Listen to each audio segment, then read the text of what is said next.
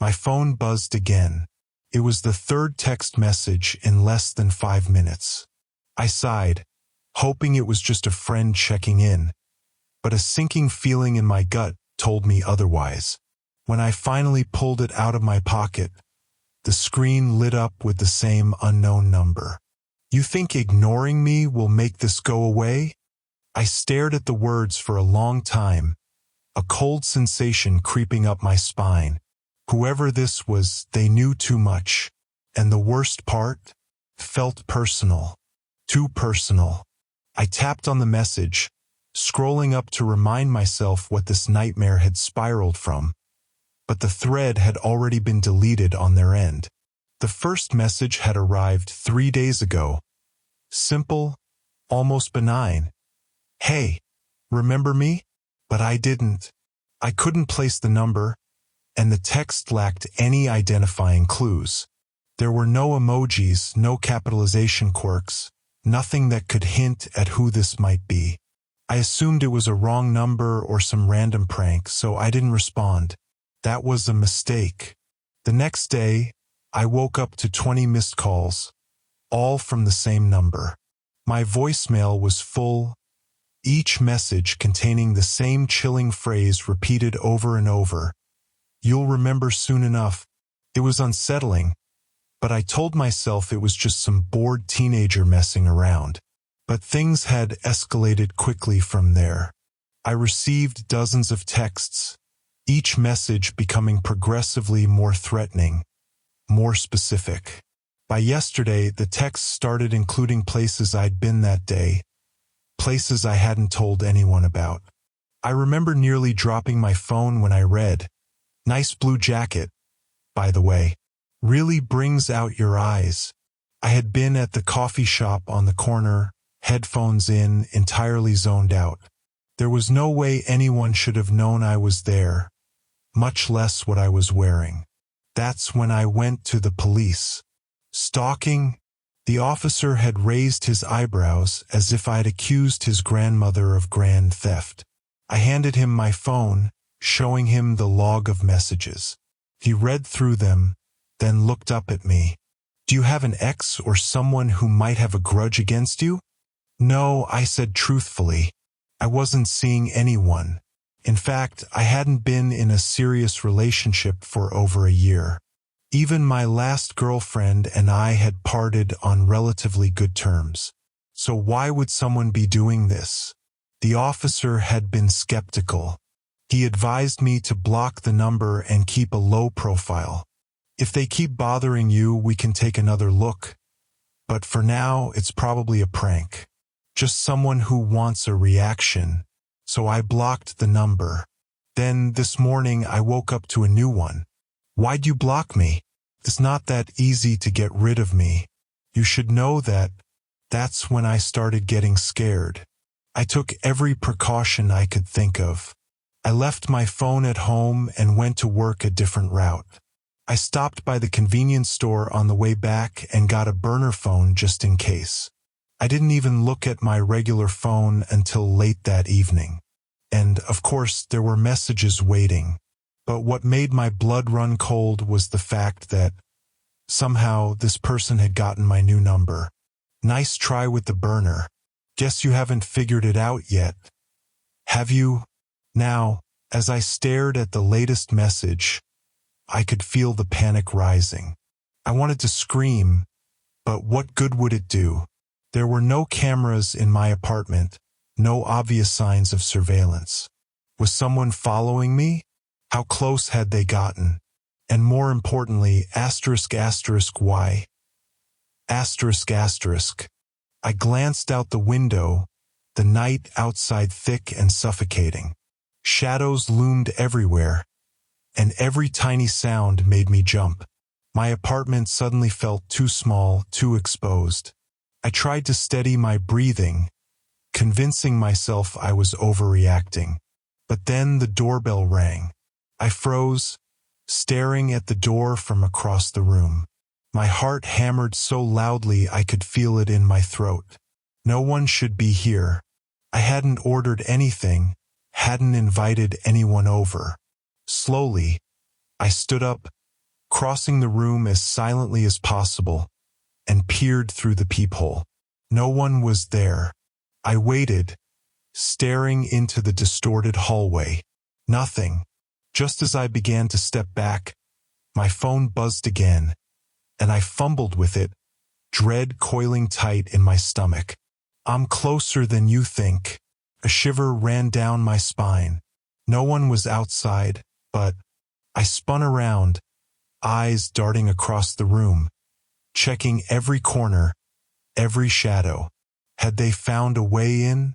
Was someone hiding, watching me? I picked up a kitchen knife from the counter, gripping it so tightly my knuckles turned white. This couldn't be real. It felt like some terrible prank, a twisted joke. But each new message made it harder to believe that. My mind raced through the possibilities. An ex I'd forgotten about? Someone from work? A stranger I'd unknowingly crossed paths with? The police had been no help, and I couldn't exactly go knocking on doors, asking if my neighbors had seen a shadowy figure lurking around. So what could I do? Where could I go? My thoughts were interrupted by another chime. Time's running out. You really don't remember? I forced myself to respond for the first time since this nightmare began. What do you want from me? The reply came almost instantly. The truth. I stared at those two words until my vision blurred. What the hell did that mean? The truth about what? I had nothing to hide. Nothing. At least I didn't think I did. Before I could type out a reply, a new message appeared. But this time it wasn't from the unknown number. It was from a contact I hadn't spoken to in years. Mia, are you okay? I blinked, the confusion momentarily overriding the fear. Mia? I hadn't seen her since we'd graduated. We'd been good friends once, close enough that people assumed we were dating. But after college, life happened. We lost touch. The phone buzzed again. Mia, answer me. My fingers trembled as I typed back. Mia? Why are you texting me right now? Her response made my blood run cold. Because you're in danger. Listen to me. Don't trust anyone. The unknown number buzzed almost immediately after. Too late. I stumbled back, dropping the phone onto the couch. My head spun, adrenaline flooding my system. Mia? How did she know? What was she talking about? My phone continued to vibrate on the cushion, notifications lighting up the screen over and over, until I couldn't tell which number was sending them anymore.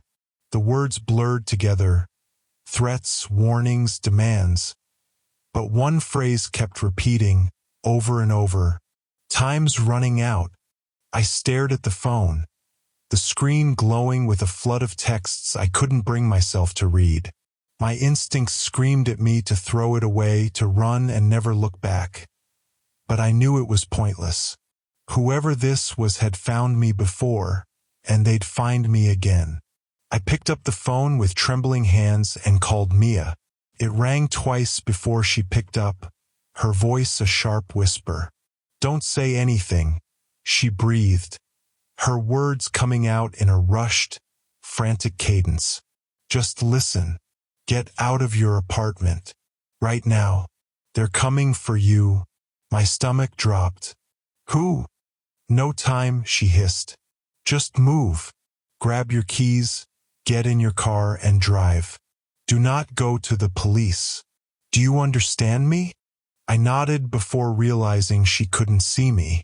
Why yeah, I stammered, already scrambling to grab my jacket and shoes. The knife I'd been holding clattered to the floor as I reached for my wallet and keys. Take your burner phone, but leave the other one behind, she ordered. I'll text you the address. And don't look back. She hung up before I could respond. Every muscle in my body felt like it was locked in place, but I forced myself to move, slipping the burner phone into my pocket and tossing my regular phone onto the couch. The second I turned my back on it, it buzzed again. Then again. A relentless barrage of notifications. Whoever it was, they weren't going to let up. Mia's words echoed in my head. Asterisk, leave it behind. Don't look back, asterisk. I yanked open the door, scanning the hallway. It was empty, quiet, but that didn't mean I was alone.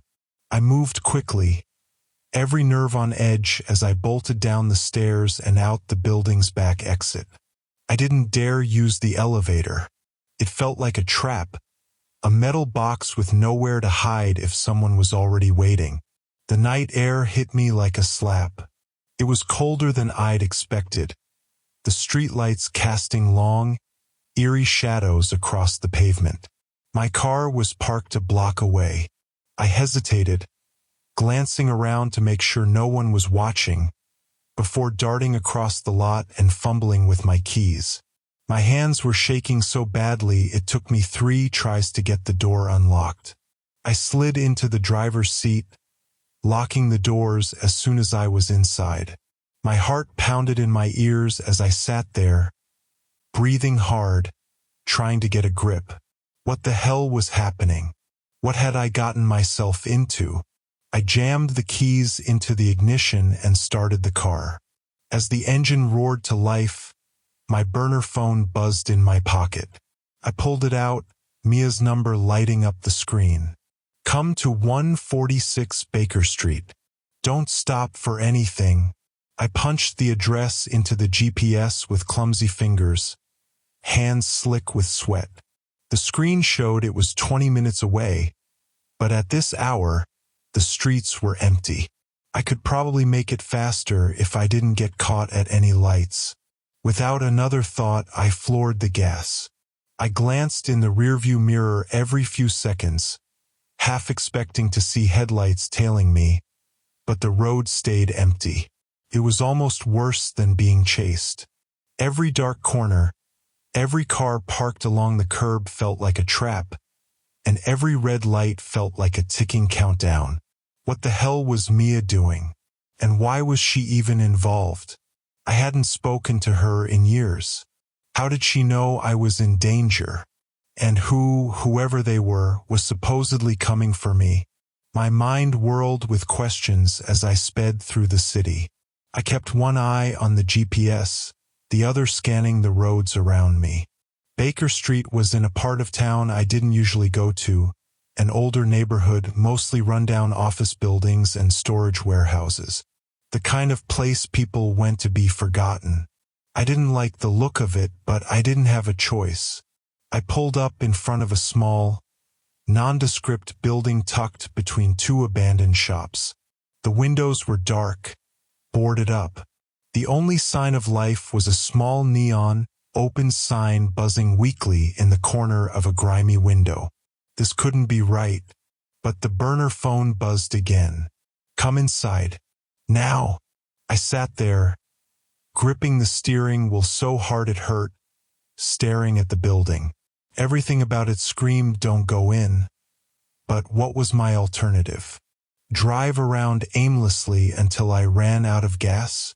Go back to my apartment and wait for whoever was hunting me? I had no choice. I took a deep breath, pocketed the phone, and stepped out of the car. The street was eerily quiet, the silence heavy and oppressive. The front door to the building was cracked open, and I pushed it gently, flinching as it creaked. Inside, the place was a mess. Boxes and papers were scattered everywhere, and a faint musty smell lingered in the air. The fluorescent lights overhead buzzed weakly, casting everything in a sickly yellowish glow. Mia, I called softly, my voice echoing in the empty space. A figure stepped out from behind a stack of boxes, and I jumped back, heart in my throat. It was her, Mia, looking pale and drawn, her eyes wide and haunted. She glanced around nervously, then grabbed my arm, pulling me deeper into the building. You made it, she whispered, a mixture of relief and fear in her voice. What the hell is going on? I demanded. Who are these people? Why are they? No time for questions, she cut me off, yanking me toward a narrow stairwell at the back of the room. We have to get out of sight before. The sound of shattering glass cut her off. I whipped around just in time to see the front door explode inward. Figures poured in dark, indistinct shapes moving too fast to follow. I felt Mia's grip tighten painfully around my wrist as she dragged me down the stairs. "Run!" she screamed. I didn't need to be told twice. The stairs were steep and narrow, spiraling downward into some kind of basement. My legs burned as I took them two at a time, Mia's panicked breaths close behind me. Behind us, I could hear the thundering of footsteps, the sound of wood splintering and heavy thuds as the figures barreled after us. I didn't dare look back. The basement was a maze of concrete walls and narrow corridors. Mia led me through a twisting series of turns, each one more disorienting than the last. I tried to keep track, but it was impossible. All I could do was keep running, the fear gnawing at my gut like a living thing.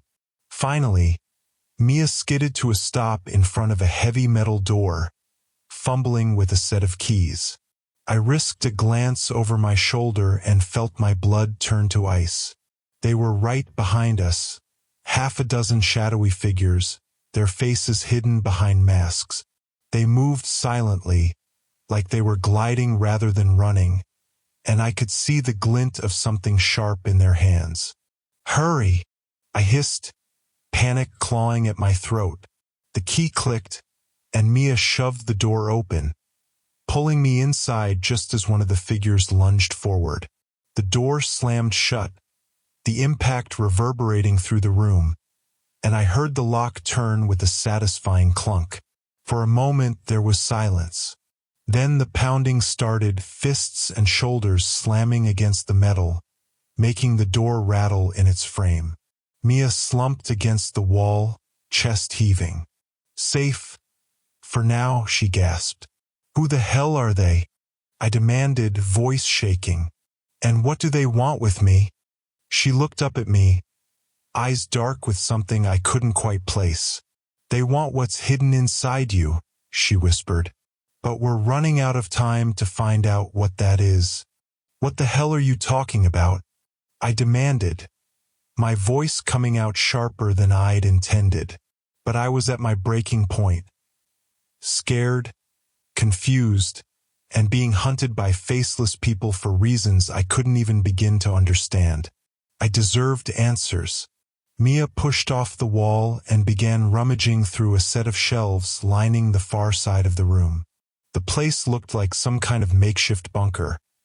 A windowless concrete box filled with old filing cabinets, stacked boxes, and a flickering fluorescent bulb that made everything feel like a scene out of a nightmare. My eyes kept drifting back to the door, where the banging had grown more erratic, more desperate. Mia's voice brought me back. "I know it sounds insane," she said, not looking at me, "but you need to trust me. This goes back further than you realize. Further than college, even. I've been—" "Stop," I snapped, holding up a hand. "What are you talking about? What's inside me? My voice caught. I'm just some guy. Why are people trying to kill me?" Mia finally turned to face me, a stack of old, yellowed papers in her hands. She stepped closer, her gaze hard and unrelenting. "Do you remember the trip? Senior year. The night everything went wrong." My breath hitched. The trip?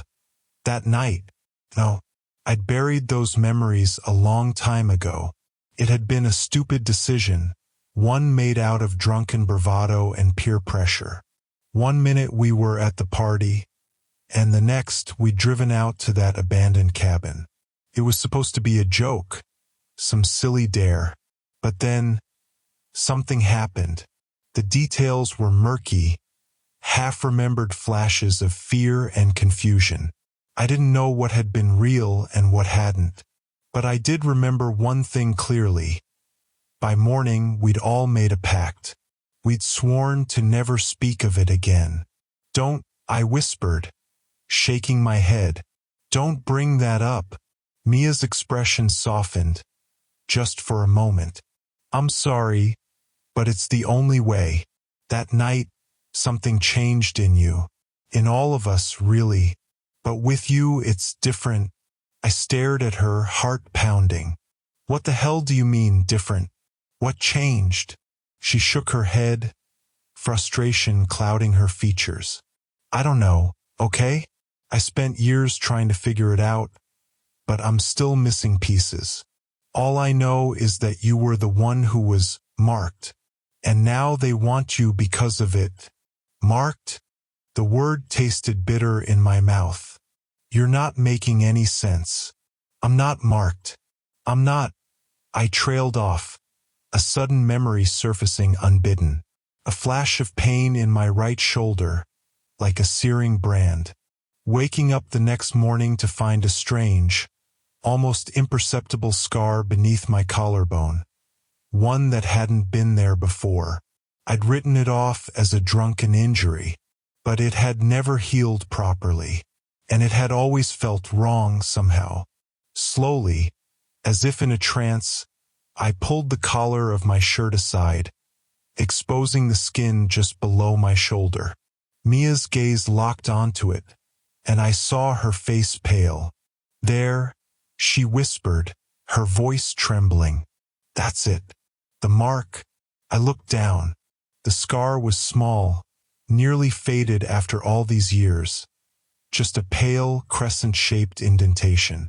Something that could easily be mistaken for a childhood injury or an old burn. But seeing it now, with Mia's reaction, made my skin crawl. What does it mean? I asked, my voice tight. She swallowed hard. It means they think you have something they want. Something that can't be replaced. I took a step back, shaking my head. No, this is crazy. I'm nobody. But even as I said it, I could see the truth in Mia's eyes. She wasn't lying. Or if she was, she believed what she was saying. And that terrified me more than anything. Before I could respond, a loud crack echoed through the room. I spun around just as the door frame buckled under the force of another blow. The figures outside had stopped trying to break it down with brute force. Now, one of them was jamming something into the lock, working it with a terrifying precision. We're out of time, Mia whispered. She shoved the papers she'd been holding into my hands. Take these. It's everything I could find. I was going to send it to you, but... She shook her head, glancing back at the door. It doesn't matter now. You need to go. Get out of the city. Are you crazy? I demanded, the panic creeping back in. I can't just leave. Yes, you can. She cut me off fiercely. You have to. They'll kill you, or worse if they catch you. There's a safe house 2 hours north of here, out in the woods. I'll text you the coordinates. There's someone there who can help. Someone who knows more about this than I do. I looked down at the stack of papers, old photographs, medical records, and handwritten notes in a cramped, familiar scrawl. My own handwriting. I flipped through them quickly, catching glimpses of words and phrases that made no sense. Subject exhibits no signs of memory retention. Experiment incomplete. Containment required. What is this? I whispered, horrified. Mia grabbed my arm, eyes wild. Just go. Please. I'll hold them off. Buy you as much time as I can. No, I said firmly. I'm not leaving you here. We can find another way out together. I can't go with you, she shouted, and the anguish in her voice made me freeze. She stepped back, wiping a hand across her face. They know who I am. They'll track me wherever I go. But you, if you disappear now, you have a chance. I wanted to argue, but the door shuttered again, the lock finally giving way. The metal groaned as the intruders pushed through, their silhouettes filling the doorway. "Go!" Mia screamed, shoving me toward the back of the room. I stumbled, catching myself against a low table. The figures moved forward, and Mia reached into her pocket, pulling out a small, black object. A remote of some kind. Run. She hit the button.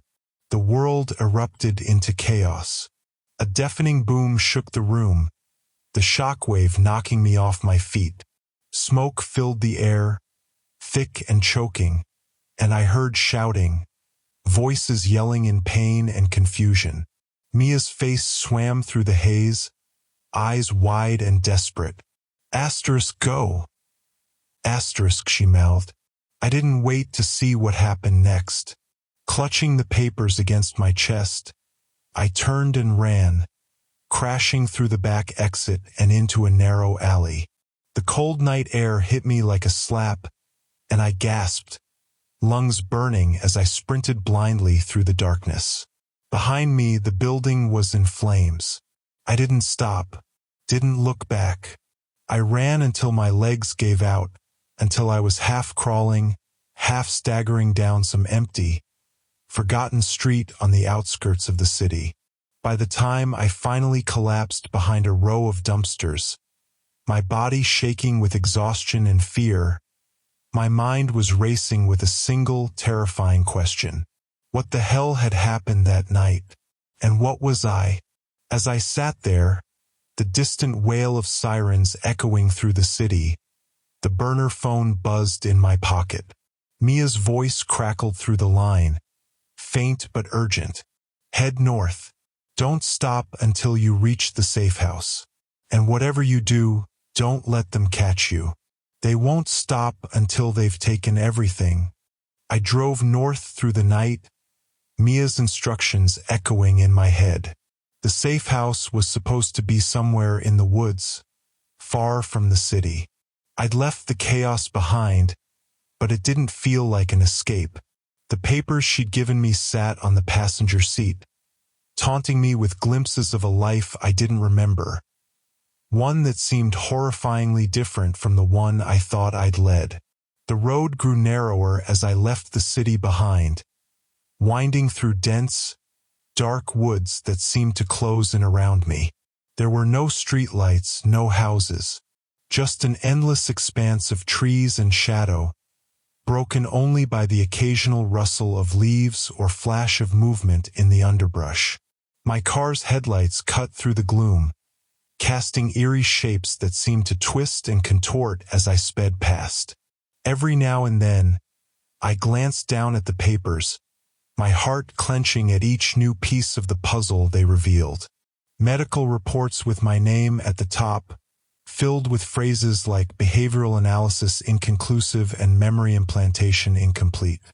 And then there were the photos, grainy, black and white images of me hooked up to machines, electrodes attached to my temples, my face contorted in pain. What the hell had they done to me? The headlights of a car suddenly appeared in the rearview mirror, startling me out of my thoughts. I tensed, gripping the steering wheel tighter. The vehicle was gaining on me fast, its high beams blinding. I pressed the gas pedal harder, heart racing. Had they found me? Had I been tracked? The narrow road twisted sharply, and I took the corner too fast, tires screeching as I struggled to keep control. The car behind me followed effortlessly, closing the gap. Panic surged. There was nowhere to turn off, nowhere to hide. I was trapped. Then, without warning, the road opened up into a clearing, and there it was, the safe house. A small, squat cabin at the end of a gravel driveway, hidden deep in the woods. The car behind me slowed, its headlights flicking off. My pulse pounded as I turned into the drive, skidding to a stop in front of the cabin. I scrambled out, clutching the papers to my chest. The other car, an old, black sedan, idled a few meters away, its driver obscured by shadow. I backed away slowly, glancing frantically at the cabin door. It was slightly ajar, a faint light spilling out. Mia had said there'd be someone here, someone who could help. I sprinted up the steps and shoved the door open. The interior was small and cramped, just a single room filled with old furniture and the flicker of a dying fireplace. But I barely noticed any of it because standing in the center of the room was a man I hadn't seen in years. My heart stopped. "Hello, Adam," he said softly. I stared, mouth dry. Couldn't be him. Shouldn't be him. "Dad?" I breathed. My father took a step forward, his eyes dark and unreadable. "You look surprised," he murmured. "Didn't expect to see me again?" I shook my head slowly, confusion crashing over me.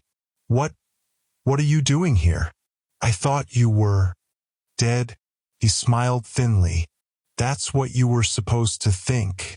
I took a step back, every instinct screaming at me to run. But my legs felt rooted to the spot. "Mia told me to come here," I said, my voice shaking. "She said there was someone who could help." What's going on?" "Mia," he repeated, the smile fading. "Ah yes, she always was the rebellious one, wasn't she? Didn't want to follow the rules." I blinked, trying to process his words. "What are you talking about?" "You?" I glanced down at the papers in my hand. "You're the one behind this, aren't you? What did you do to me?" He sighed, shaking his head. "Always so dramatic." He gestured to a chair by the fireplace. "Sit down, Adam. There's so much I need to explain." But I didn't move. The papers trembled in my grip as I held them out, voice rising. "What the hell did you do to me?" For a moment, my father just stared at me. Then he took another step closer, and I saw something flicker in his eyes. Something cold and calculating. Something I'd never seen before. "You really don't remember, do you?" he murmured. My breath caught in my throat. "Remember what?" He leaned in, his voice low and dangerous. "You're not who you think you are, Adam. You never were." I froze, my mind reeling. What are you talking about?" "Didn't you ever wonder," he whispered, "why your memories are so fragmented? Why there are gaps, whole chunks of your life that don't quite add up? You thought it was normal, didn't you? Just a quirk of your brain. But it's not. It never was." I shook my head, stumbling back. "No, you're lying." But the words sounded hollow even to me.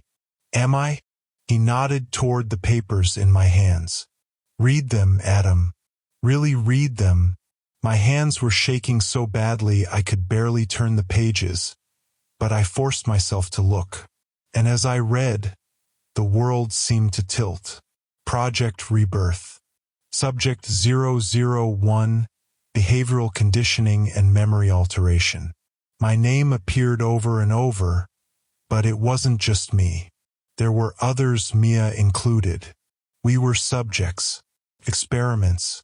The words blurred as I flipped through the pages, horror clawing at my throat. "No," I whispered. This can't be real." My father's smile widened. "It's very real, Adam. You're not my son. Not really. You're something new. A blank slate. We created you. We programmed you." My head spun. I staggered back, bile rising in my throat. "You're lying," I gasped. I'm a person. I have memories, a life." "Memories we gave you," he said softly. "A life we built. But something went wrong, didn't it? You started remembering, started questioning. That's why they came after you. Why I had to stage my own death to keep you safe. You're too valuable, Adam. If they can't control you, they'll destroy you." I backed toward the door, heart racing. "I don't believe you."